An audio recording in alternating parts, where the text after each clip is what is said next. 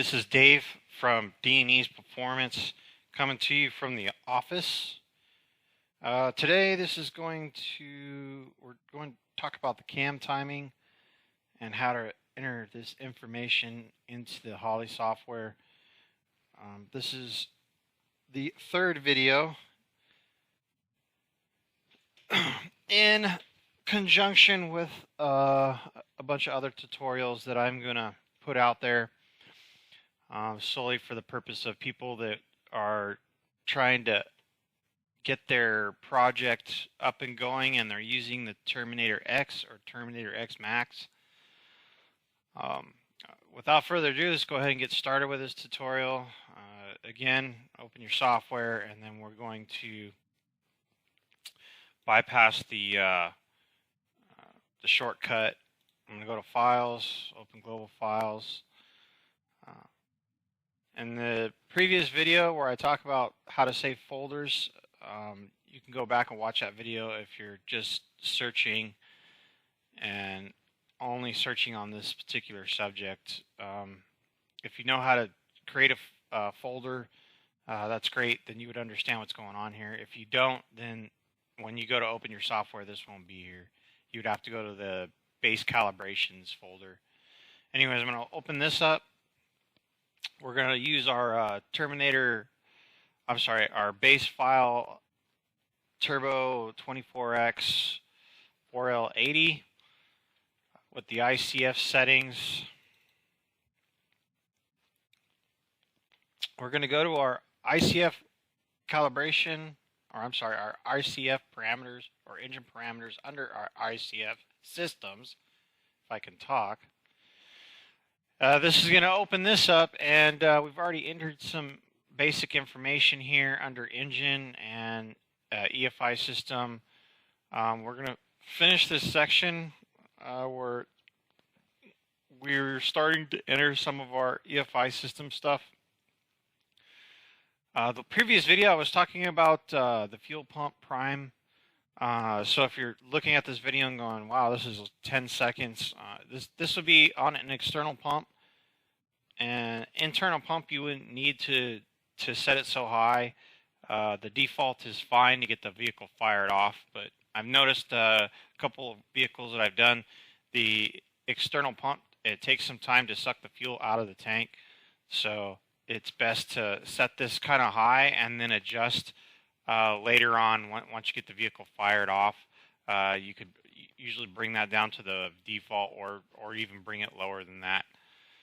It just takes time when you first fire them off to get the fuel up to the rail. This is a good way to get the fuel up to the rail too, is setting this prime fuel pump prime, a little bit higher. But anyways, we're going to talk about the cam timing and where we need to set this up at. It's going to be under this tab right here, which is Enable Injector and Angle table. So this is where we need to set our cam timing so that the Holley software recognizes that we have a cam installed. If you have a stock cam, I wouldn't really necessarily recommend setting this table. You really don't need to. I've started quite a few vehicles with a cam just on their default. The default works good and you want some adventure, then I do recommend setting this. If you're nervous about it, then just leave it on the default. But for the people that want to enter the information here, I recommend going in here and setting this. It makes it easier to start the vehicle. That's what I've noticed anyway. So as far as the injector and angle, I'm not going to get too in depth on the whole concept behind the injector and angle. This video would drag out to be like 30 or 40 minutes long, and I don't want to do that. You can Google search injector and angle, and that will kind of give you the layout of how this works and the dynamics behind it. But for here, we're just going to go to this. We're just going to go under this tab. We're going to click the box, and then you'll know that your injector phasing tab here opens up, and then you have edit table. So we're just going to hit edit table here, and then you're going to get the injector and angle table that pops up. So at this point, you'll need your cam card. If you have a cam that you bought from a big manufacturer, they'll always give you this information. If you have like say you take a cam and have it ground at a local cam grinder, they should give you a cam card along with your regrind. This is something that you'll need in order to enter this information into the Holley software. So I've already got this pulled up. We're just going to use this Summit 8706R1 camshaft, and the information that we're looking for here is the cam events, so our opening and closing events at the 50 lift, and we're going to specifically enter this information right here into the Holley. You can see where it says cam intake and then cam exhaust, your opening and closing events.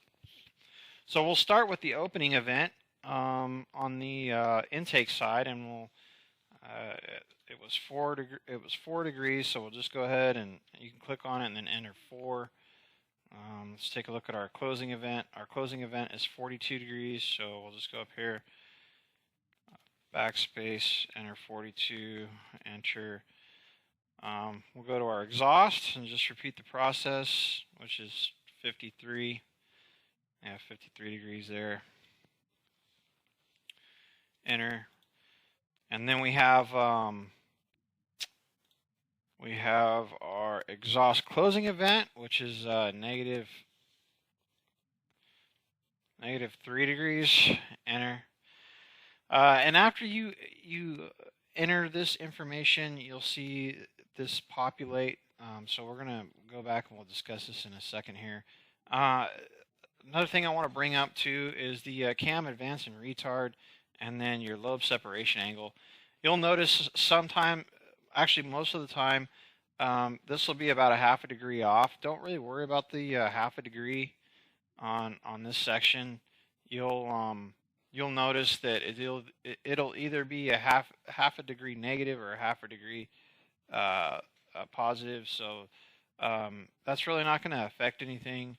At least I haven't noticed it, and the car still ends up making power. Because what's eventually going to happen is when you take this to the tuner, he's going to get in here and he's going to tune this table. Worry about that. I've noticed it doesn't really make a whole lot of difference when you're just trying to fire the vehicle up and then check, basic parameters, your coolant and oil and voltage and all the basic stuff. Most of the time the car will fire and idle. Entering this information makes it also easier for your tuner. It cuts down the time that him going in there and having to enter this. It's already there, and then he can just go into the table and see that the information's already there, and then he can tune from there. Most dyno guys are so busy and slammed that if you actually go in here and do this and you do it correctly, it actually speeds up the process and it helps them out too. It's kind of a win-win situation for everybody. So anyway, so we'll go ahead and look at our cam card here, just to verify that everything is where it needs to be. So we can see that our intake opening event is 4 degrees, our closing event is 42 degrees, our exhaust is 53 and then -3, and we should have our duration should match up to our cam card, which it does. You can see here duration is 226 degree, and then our exhaust duration is 230. And then also just to verify that the information is spot on would be the intake center line, which will be your lobe center line on your intake, which is 109, and you can see that it's populated that center line at 109 right here. So, okay, so another thing that we need to do is we need to enter the injector placement. This would be the distance between the bottom of the injector nozzle to the top of the intake valve. Holly needs to know this. The ECU needs to know this distance. That determines quite a few things. We really won't get into that because then the video would really drag out. But anyways, if you want to be dead accurate, you just take a micrometer and then you would just measure right at the bottom of the hole where the injector nozzle would be, and then measure down to where the intake. On the LS motors, it's usually between about 3.5 to about 4 inches. So we're just going to go ahead and enter the injector placement at 4 inches. And then after we do that, that's all we're going to do. This injector phase offset, that is strictly for the tuner or car fired off. And then we're going to go here and then we're going to recalculate this table. And it's going to ask us, hey, are you sure you want to change the defaults? And we're just going to say, yes, we do. And it's going to populate this table. And then from there, we're good. We're good to go on this section. As you can see, if we go back to engine parameters, this box is checked now. Your injector phasing icon is there, and you can reach back into that table if for whatever reason you need to go back in that table there, or you can just click the edit table button and you can go back into it that way. You could also take a look at the, we haven't really discussed this. This is kind of more, if you go up here, and actually if you go here to your injector phase and then you just right click, it's going to open up this tab again, and you can take a look at the graph. And then you can spin the graph around and, you know, play with it and whatever. I mean, this is not really something, this would be more for the tuner, but this is something that you could take a look at and just make sure that the graph looks, you know, has a nice, it doesn't have any spikes or anything in it. It doesn't look crazy, because if it does, you'd want to go back in here and then re-enter your injector timing. And then if you, so say if you couldn't, if this graph, most of the time, I would just say 99% of the time, your graph is going to look like this when you enter your cam timing. But let's just say for whatever reason you open the graph and you've got like a giant spike over here or something. The first thing I would do is just go back and make sure that what you've placed, you know, in the cam card is actually there. You know, what you've placed, you know, the information that you put in the cam card is there. So if you did the, say you went and did the 6,000 tapped lift on accident, and then you populated the graph, and the graph looks weird or whatever, and I would just check these first before, you know, trying to go back and erase this. Let's just say hypothetically that you're having, for whatever reason, we can get out of this. Right, let's go ahead and get out of this. Let's just say how you start the car and you don't like the way it idles. It's very hard to start, and you just want to go back to the default settings. This is the way you would go back to the default settings. I failed to mention before too, once you enter the information in here, you definitely want to go up and save. You know, hit the save button. You're not liking the way the car is idling, it's doing something funny, you just want to go back to the default settings. It's fairly simple. All you would do is just come back up here and you would just zero everything out. So I'll just show you this real quick. You would just go ahead and zero everything out. and this will bring you back to what Holly had already said. So even the injector placement, you would want to just zero that out. So you grab the corner, or any corner, it doesn't really matter. We'll grab this corner and we'll drag this up to the last box. You can click in the box, and then you would just go back and hit -90 and then enter. That would populate this table back to the default settings. So anyways, I'm hoping this helps somebody out. Like I said, if you're more interested in trying, learning the dynamics of your an injector and angle, like I said, just do a Google search. Anyways, again, this is Dave with D&E Performance.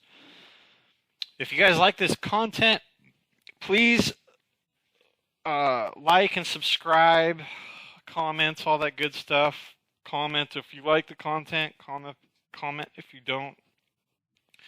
It helps push these videos out into the algorithm and all that good jazz. And anyways, hoping this helps somebody out, and we will see you guys on the flip. Have a good day.